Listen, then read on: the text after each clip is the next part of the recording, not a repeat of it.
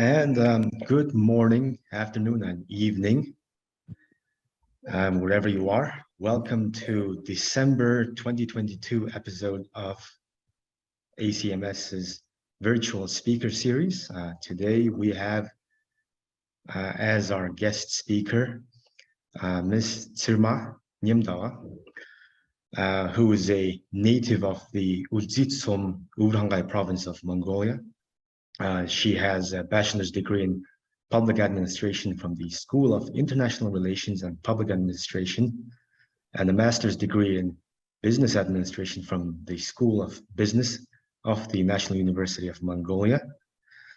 She worked as a research assistant and a teaching assistant at the Public Administration Department of the School of International Relations and Public Administrations of NUM between 2016 and 2018. She is currently a Ph.D. candidate at the Department of Natural Resources and Environment at the College of Natural Science and Mathematics of the University of Alaska, Fairbanks. And today, Tsermaa is going to talk about implementing community-based natural resource management for protecting the buffer zone rangelands at Hustai National Park of Mongolia. And for those who are unaware, Hustai National Park is a wild horse reservation. And please, Tsermaa, take the lead. Okay, let me share my screen first.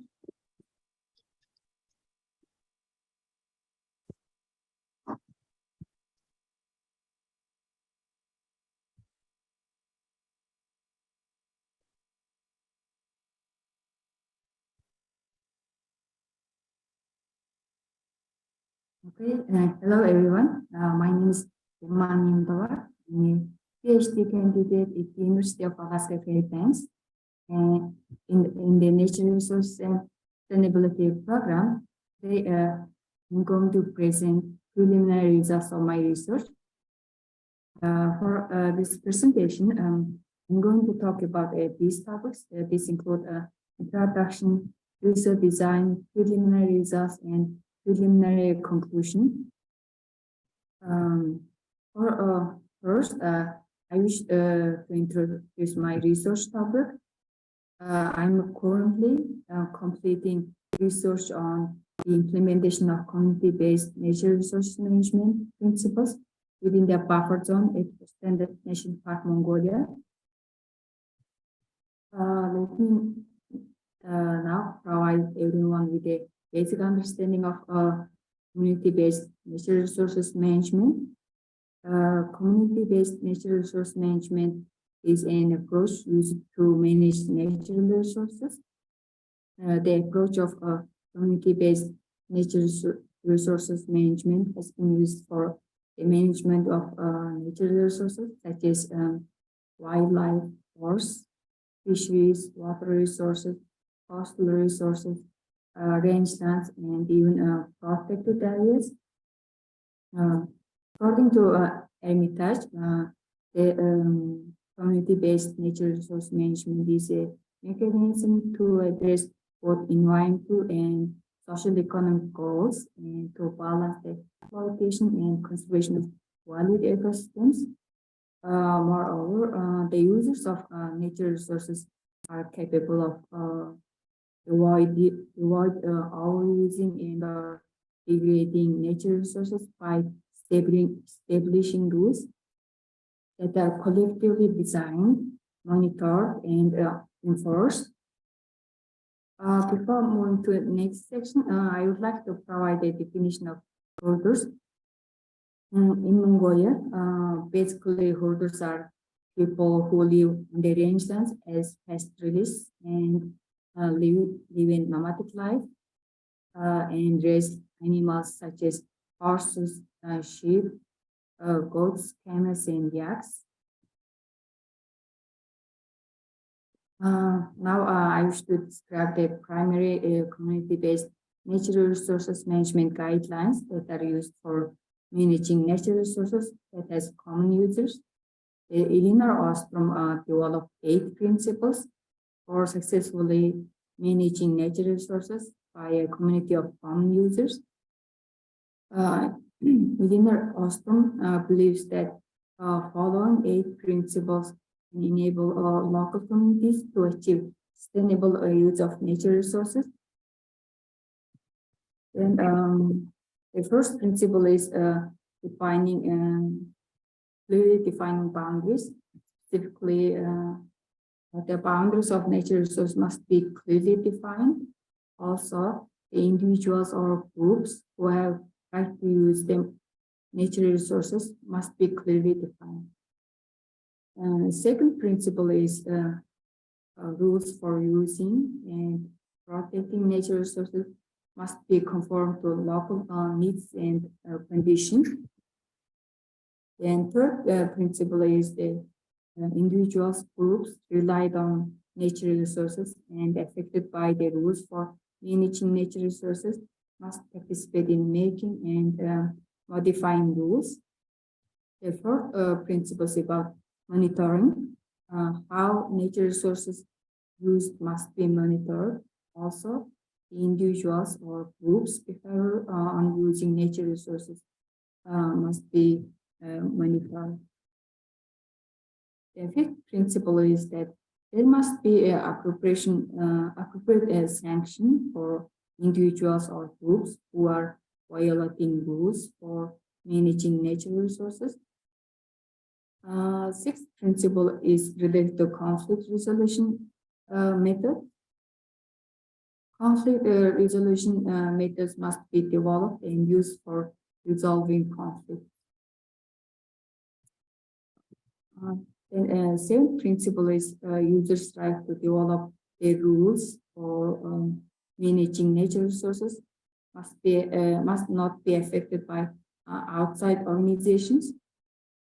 Then last principle is about nested governance, which means that using, protecting, and monitoring nature resources and enforcement, conflict resolution, and governance activities are organized in multiple layers of nested enterprises. In this section, I'm going to talk about my research design. I will talk about research design in brief because time is limited. First, a case study was employed in my study. My study qualifies as a case study. Second, mixed methods were used in my research. Regarding mixed methods design, I used the convergent design, which involves one-page data collection project. As part of mixed methods design, 58 questionnaires and 40 interviews were conducted. Now, I would like to talk about my research site.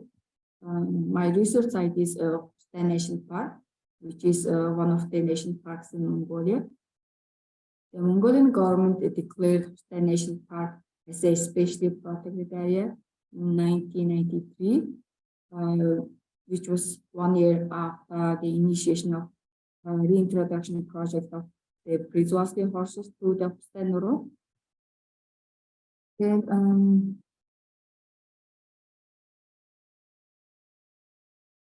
the park includes the western edge of Mongolian state. The boundaries of Hitambolak, Arakhand, and Bayangasum of Phu province. The red line represents the boundary of the park. The park covers 50,000 hectares land. The black line shows the boundary of Buffer Zone, which covers around 350,000 hectares land. Now I wish to talk about a research problem. In general, I'm interested in how the park is implementing CBNRM methods. The park provides a basis for sustainable management of nature resources because the park uses CBNRM methods for protecting buffer zone rangelands that are used by herders livestock within the buffer zone. However, the park has not achieved successful implementation of CBNRM methods, and therefore not achieved the protection of buffer zone rangelands. Therefore, there are several reasons for this failure. The first one is related to the increased number of hoarder households within the buffer zone. The number of hoarders households has been increasing in the areas adjacent to the park, since around half of total land belongs to the boundary of buffer zone. These numbers are number of hoarders are half of the hoarder households of each zone. As illustrated in this figure, you can see how the number of hoarder households has been increasing over the years. Second, because of increased number of hoarder households, the number of livestock has been increasing over the years, as illustrated in the figure. Also, these numbers are about 50% of the number of livestock of each zone. This figure illustrates the carrying capacity of the buffer zone rangelands. As you can see in this slide, dark green represents that rangeland carrying capacity is sufficient. The bright green means that rangeland carrying capacity is in normal level.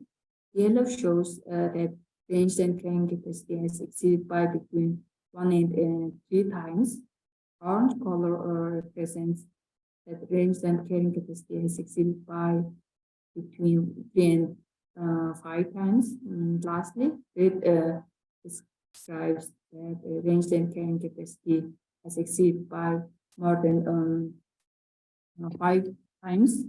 As you can see in black circle representing the buffer zone rangelands, regarding part of buffer zone in Bayanga zone, the rangeland carrying capacity has exceeded by between 1 and 3 times.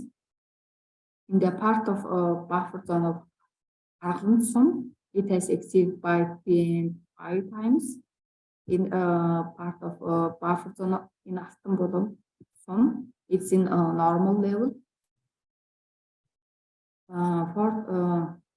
Because the rangeland carrying capacity has been exceeded within the buffer zone, there is a high competition for rangelands within the park among the Prizewalski horses, other wildlife, and neighboring herders' livestock.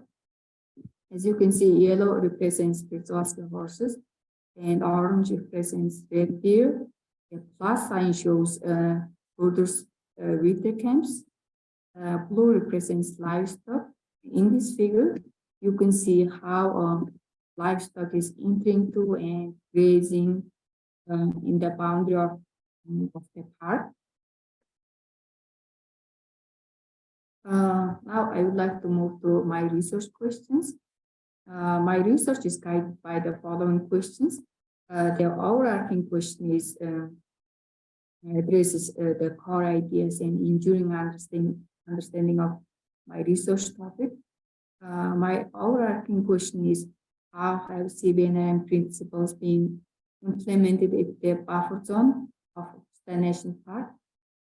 To address overarching question, the following additional questions need to be addressed. First question is, how have the CBNRM principles been met at the buffer zone? The second question is, how have CBNRM principles protected the buffer zone rangelands of Hustai National Park? The third question is, how have livelihood of herders communities been improved through CBNRM? The fourth question is, how may CBNRM principles be used to improve sustainability of boundary rangeland of buffer zone, as well as improve the livelihoods of neighboring herders communities? Now I will move to preliminary results. Since I have a limited time, I will talk about first 3 principles. The first principle is about borders who are allowed to use the buffer zone rangeland must be clearly defined. In other words, who can use the buffer zone rangelands and who cannot use the buffer zone rangelands must be clear so that it will be easier to enforce the rules for managing the buffer zone rangelands. According to questionnaire results, 27% of research participants responded that the holders who are permitted to use buffer zone rangelands are not clearly defined. In addition, 29% of research participants do not know who is considered as permitted holders.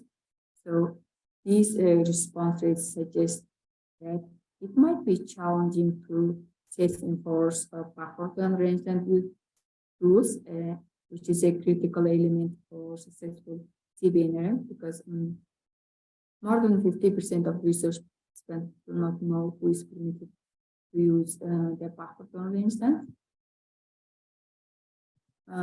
According to interview results, the following holders should be permitted to graze livestock within the buffer zone, including holders with citizenship of zones and holders with either winter or spring camps within the buffer zone.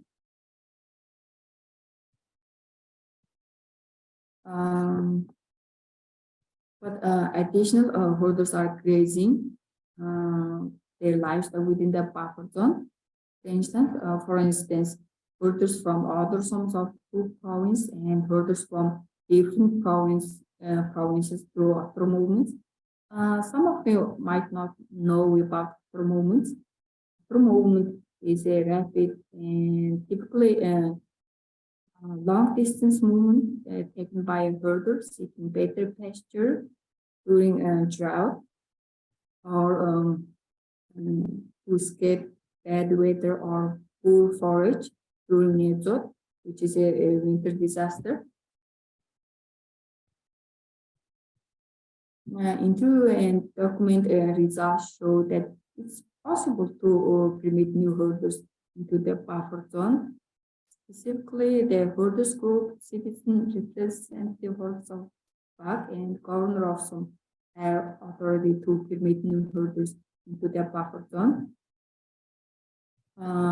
Even it's possible to permit new herders into the buffer zone. It's challenging because of the exceeded range and carrying capacity. The research participants claim that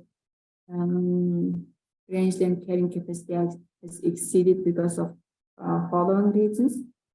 These include the increased number of older households and increased number of livestock, the increased land for state special needs, the increased activation in cropland, after movements, transition zone for after movements, lands taken for Hustai National Park's land.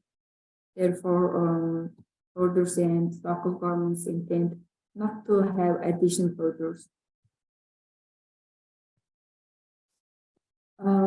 Next principle I will talk about is that the physical boundaries of buffer zone rangelands must be clearly defined.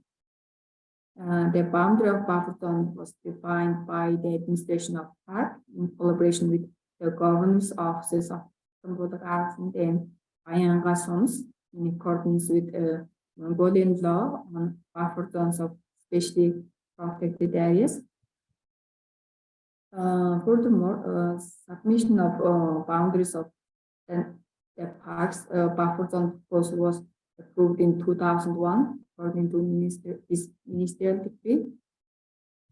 As mentioned before, the boundaries of buffer zone covers around 350,000 hectares land.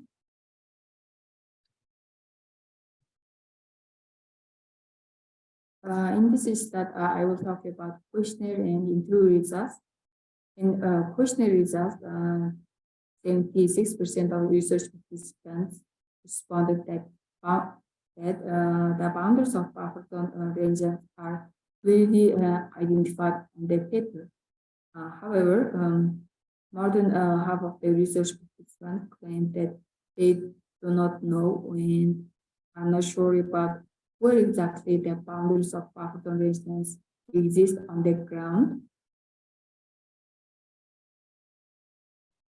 This questionnaire result was supported by interview result, which is research participants have approximate understanding of the boundaries of buffer zone. Also, the inside boundary of buffer zone is known by the research participants more than the outside boundary of buffer zone, because the inside boundary of buffer zone coincides with the boundary of park.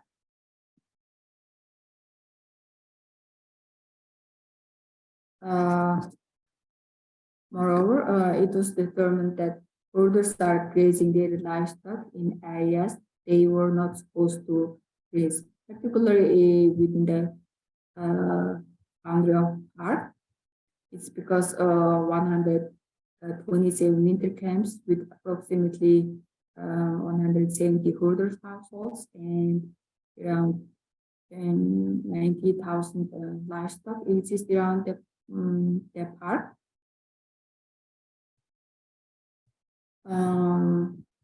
According to interview results, it was found that there are following reasons for entering livestock into the boundary of park. These include that park has more grass and more open water.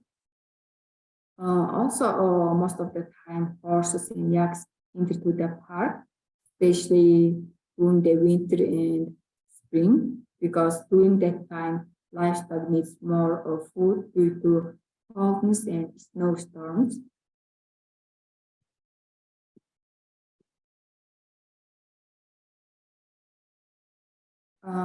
It was discovered the following resolving methods are used. First, park rangers chase away livestock out of the park. Also, mostly soft ways are used, such as kindly asking herders not to graze their livestock within the park, providing understanding where they should not graze their livestock, and asking herders to take away their livestock, even if they need to water their livestock within the park.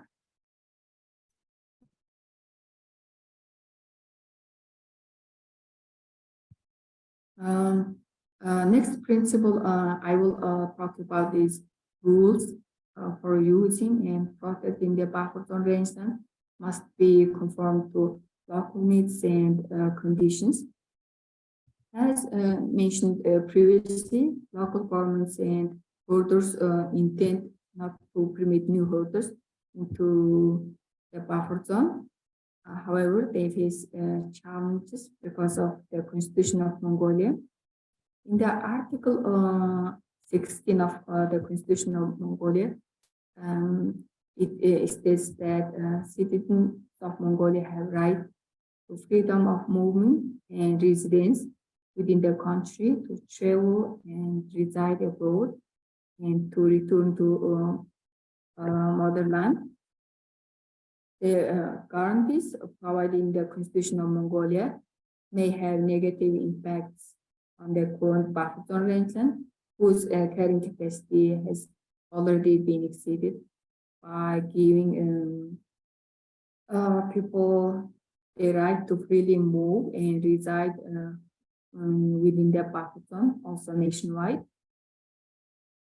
Also, the guarantees provided the Constitution of Mongolia may make the implementation of rules for limiting the number of herders, household, and livestock challenging. So, implementing principle 1 is being hindered. Moreover, Article 1 of Constitution of Mongolia states that all livestock is a state national asset and shall be under the protection of state. This language is interpreted by some as protecting herders from any initiative to reduce the number of their livestock, which in turn presents challenges to initiatives to decrease the number of livestock and meet sustainability of buffer zone rangelands. However, it was confirmed during the interviews with most local government officials that an indirect regulation, which is Mongolian law on civil estate registration, was established for limiting the number of households and livestock owned by new holders within the buffer zone rangelands. According to this article of Mongolian law on civil estate registration, new incoming holders are required to have additional address, have a residence address source.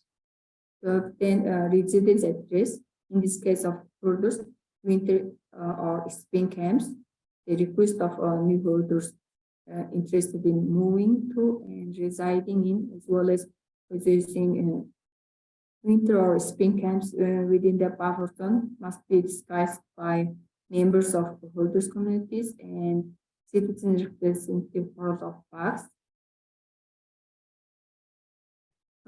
Since there are many obstacles hindering the ability to allow new holders within the buffer zone, the requests are more likely to be denied. Therefore, Mongolian law on civil estate registration can be considered as a method for limiting the number of households within the buffer zone. There is a rule describing holders in Astambolak, Arjun, and Bayanga zones should reserve their camps at least twice a year. For instance, particularly in Bayanga and Arjun zone, holders should free their winter camps between May 15th and October 15th, as well as their summer camps between October 15th and May 15th. And also, holders in Astambolak, they should free their winter camps between May 15th and November 10th, and their summer camps between November 10th and May 15th. Research participants reported that reserving camps is effective for protecting their rangeland, because reserving camps allows holders to rest their camps and have enough grass for their winter. However, participants informed some challenges related to reserving camps. For example, holders face difficulties of insufficient rangelands and water resources. Now I will talk about how reserving camps conform or not to local conditions. For holders, it's difficult to reserve winter camps by May 15 some years because of having late rain and lack of grass around their summer camps. So some years reserving camps by May 15 does not conform to environmental conditions. Also, reserving summer camps and returning back to winter camps starting on October 15 do not conform to cropping activities in Arjun Bayanga zones some years because of late rain. For the last few years, rain has been starting way late. So as a result, crops start growing late, which results in late harvesting. The farmers can't make harvesting by October 15. When holders return their winter camps starting on October 15, if farmers were not able to harvest their crops, there is a risk that their crops might be eaten or destroyed by holders' livestock. Therefore, sometimes turning back to winter camps starting on October 15th and harvesting crops later than October 15th confront. However, reserving winter camps by May 15th conforms to cropping activities in Arlington, Payangasum, where there are croplands. Since Arlington and Payangasum are croplands, there are farmers for cropping. When herders move to their summer camps by May 15, farmers for cropping are able to begin their cropping activities without any livestock interruption. Therefore, filling winter camps May 15th conform cropping activities.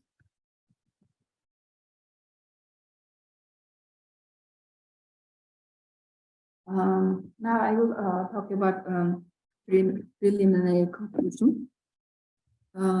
To conclude, the principles I discussed today were not fully met for protecting the buffer zone rangelands. The first principle I talked about is herders who are allowed to use the buffer zone rangeland must be clearly defined. According to research results, the first principle was not met. Specifically, according to questionnaire results, more than 50% of research participants do not know who is permitted to use buffer zone rangelands. According to into results, herders with citizenship of zones and herders with either winter or spring camps within the buffer zone should be permitted to graze their livestock into the buffer zone, but additional herders from other zones and other provinces throughout the moment are grazing their livestock within the buffer zone rangelands. This means that the first principle is violated, so it would be challenging to enforce other principles as well as to protect the buffer zone rangelands. Second principle I talked about is physical boundaries of buffer zone rangeland must be clearly defined. The research results show that this principle was not met as it should. More specifically, the physical boundaries of buffer zone rangelands are clearly identified on the paper. However, the boundaries of buffer zone rangelands are not known by the research participants on the ground. And also, the inside boundaries of buffer zone is known by the research participants more than the outside boundary of buffer zone, because the inside boundary of buffer zone coincides with the boundary of the park. Moreover, herders adjacent to the park are grazing their livestock, particularly within the park boundary. All these results suggest that second principle was not met, so there is a chance that implementation of the rest of the principle would not occur as they should. Because clear boundaries of buffer zone is a prerequisite for successful implementation of the rest of the principles. The last principle I talked about is that rules for using and protecting rangelands must be confronted to local needs and conditions. According to the results, these principles partially met. Two articles of the Constitution of Mongolia make limiting the number of further households and livestock within the buffer zone rangelands challenging, but Mongolian law on civil state registration became a way of limiting the number of further households and livestock within the buffer zone. And next, the rules for reserving camps twice a year partially conform to local condition. More specifically, reserving camps by May 15th conforms to cropping activities in Arasant and Bayanga zones. However, reserving camps, winter camps by May 15th and returning back to winter camps starting on October 15th do not conform to local conditions such as late rain and crop harvesting. Therefore, the last principle, rules for using and protecting the buffer zone rangeland must be conform to local conditions was harshly made. So that's all for today. Thank you for taking your time and listening my preliminary results. Any questions? All right. Thank you, Tsermaa. This is a very interesting and a very important study into not just the rangelands of the park. I think the overcapacity, overgrazing of rangelands is a pressing issue throughout Mongolia, Yeah. and more so here in the Hustai Park, where there's an ongoing effort to preserve wildlife and reintroduce a species that was previously who went extinct in its natural habitat and reintroduced.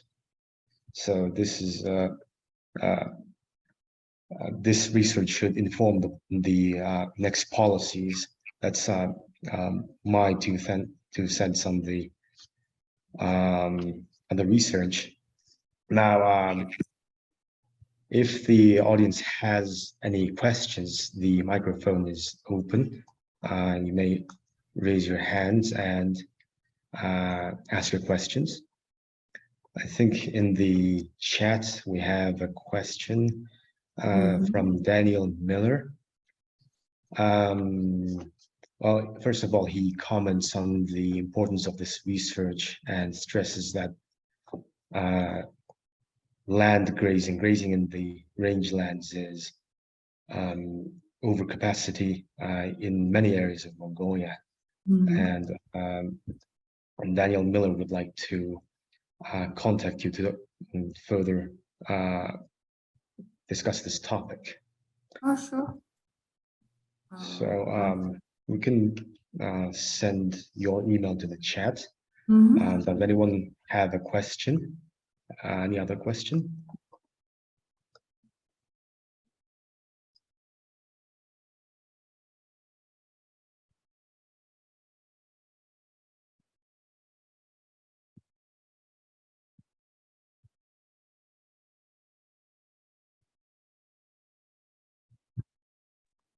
Okay, so we have one here.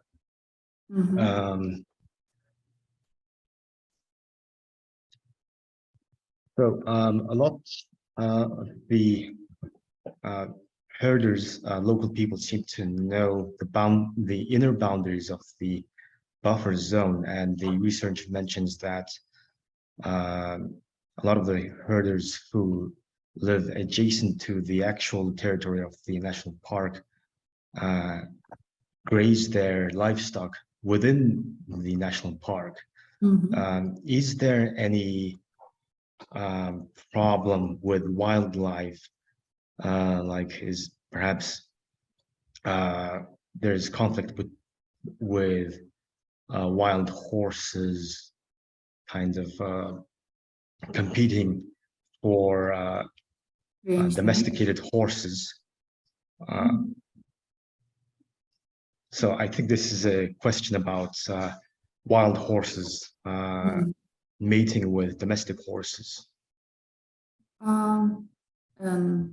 There are two risks of entering livestock into the boundary of park. First one is if livestock enter to the park and graze there will be a less grass for wildlife, which means they may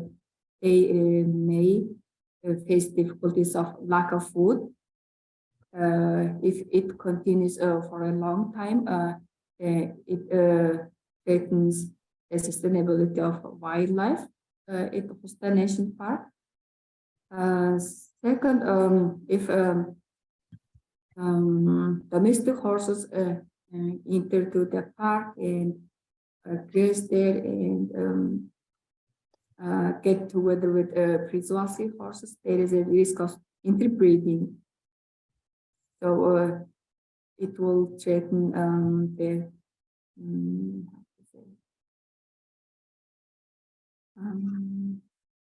I see. risk of there is conflict between herders and wildlife. I think that is the gist of the question, is if there is a conflict between the wildlife and herders. And another question also relates to wildlife and local people. Do locals understand the importance of having this Hustai National Park, a natural reservation, to protect the wild animals within this within this protected area? Actually, I learned that there is a disagreement regarding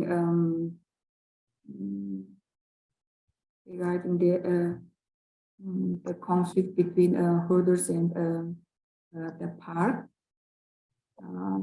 First one is some local government officials and herders believe that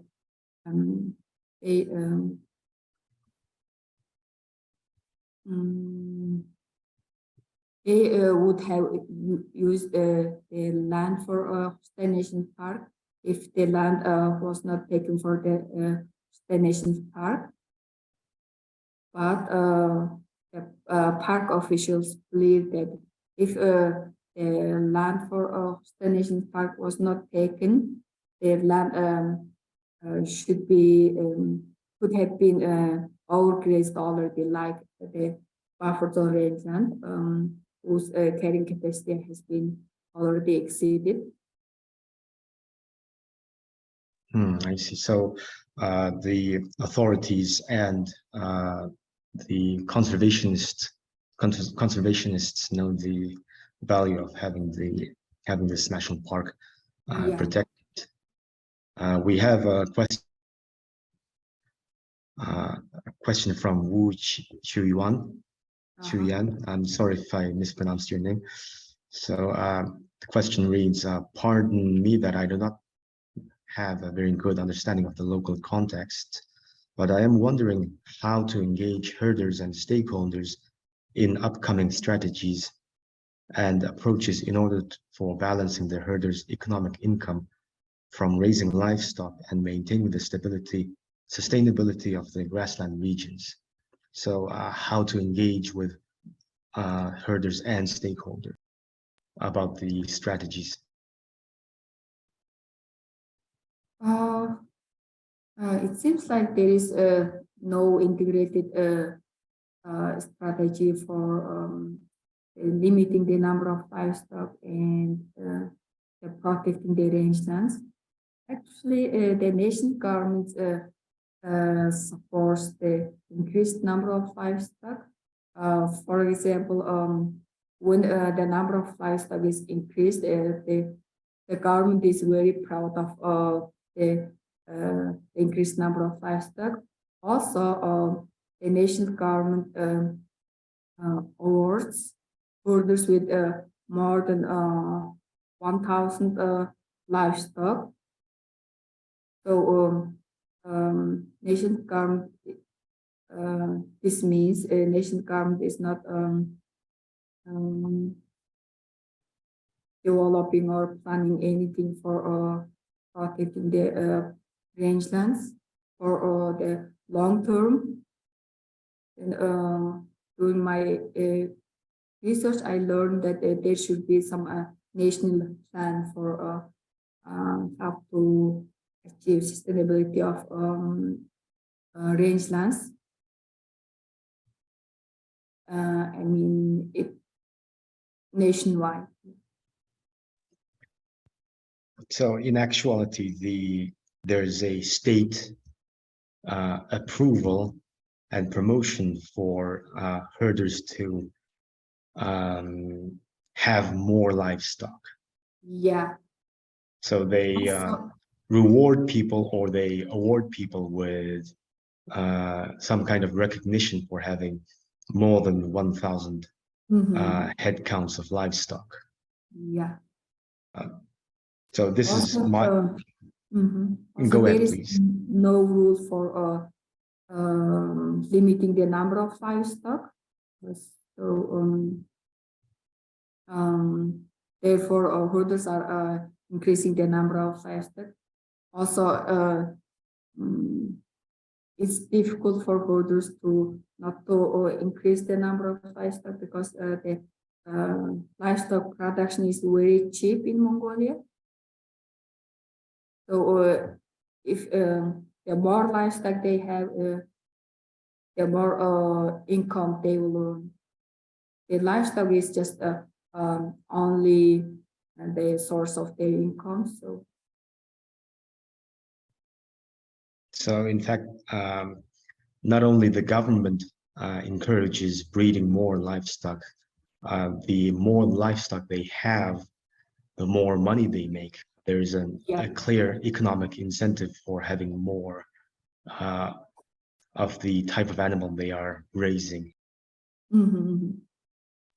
So this is my question. Is it time for the Mongolian government, or at least the Mongolian public, to abandon this encouragement of having more number of livestock, like 1,000 livestock, and you were given a medal or an award? Is it time to abandon this policy? What do you think? Yeah, I believe that the national government should abandon that strategy, because nationwide the rangeland has been the carrying capacity of rangeland has been exceeded. Also, there is a difficulty of climate change, so the number of livestock has been increasing over the years. The rangeland will be destroyed. So this means the herders' livelihood will not be continued, because the 30% of Mongolian population is herders. Their livelihood is dependent on livestock, mostly. I mean, the rangelands. Therefore, the national government should take some actions to achieve the sustainability of rangelands and the livelihood of herders. So basically, if we go on with this current policy, it's going to become even more unsustainable than it currently is. Yeah. Of course, the pastoral way of life is a traditional life for Mongolians. What is this? Do you have any suggestions or any thoughts on the future of livestock raising? Should we go into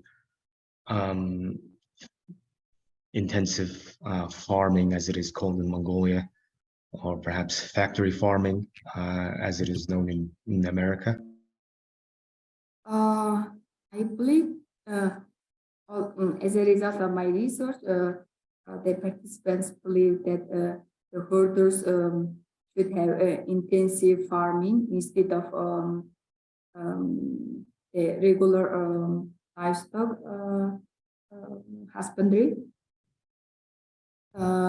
because if the livestock husbandry continues like this way, they will a very difficult challenge for the rangelands. So I think the intensive livestock husbandry is a good way. It would certainly take off the pressure from the Mongolian rangelands, wouldn't it? Yeah. Mm-hmm. Also, I think others should be aware of how the rangeland is how the current condition of rangeland is now, and what will happen in the future. Therefore, they should think about how they continue their livelihood, and yeah. Okay, so does anyone else have a question? If you do have a question, please, you can raise your hand and open your microphone to ask Tsermaa directly, or you can just drop a line at the meeting chat.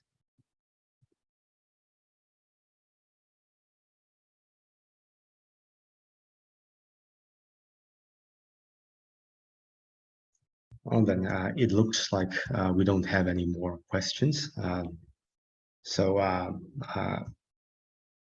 would like, we can end the episode right here. And thank you, Tsermaa, for accepting our invitation and giving this fascinating talk about your newest research into Mongolian rangelands. And I also thank the audience for coming in and asking questions on this topic.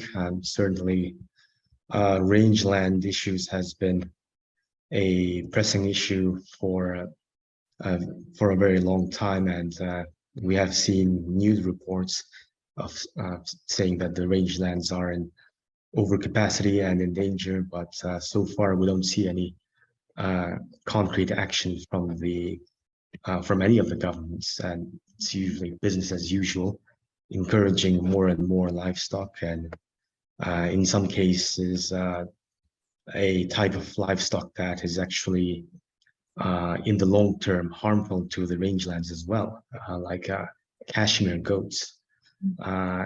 In September, we also had a guest who spoke on Mongolian cashmere industry. And the topic was sustainable cashmere, and of course, the cashmere goat was also very. The way they graze had a long-term harmful effect on the rangelands. So it is certainly an issue that needs to be addressed quickly, and we look forward to reading your dissertation once it's published, and the potential recommendations that can be derived from your dissertation into policy would also be very valuable to saving Mongolian rangelands, and especially the Hustai National Park. Thank you, Tsermaa, for being with us. Of course, thank you for hosting me today.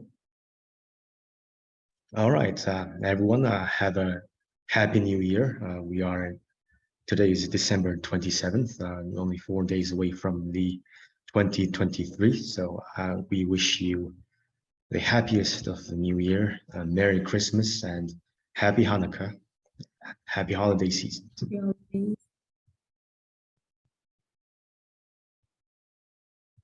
All right, goodbye everyone. Good evening, good morning, and good afternoon, wherever you are.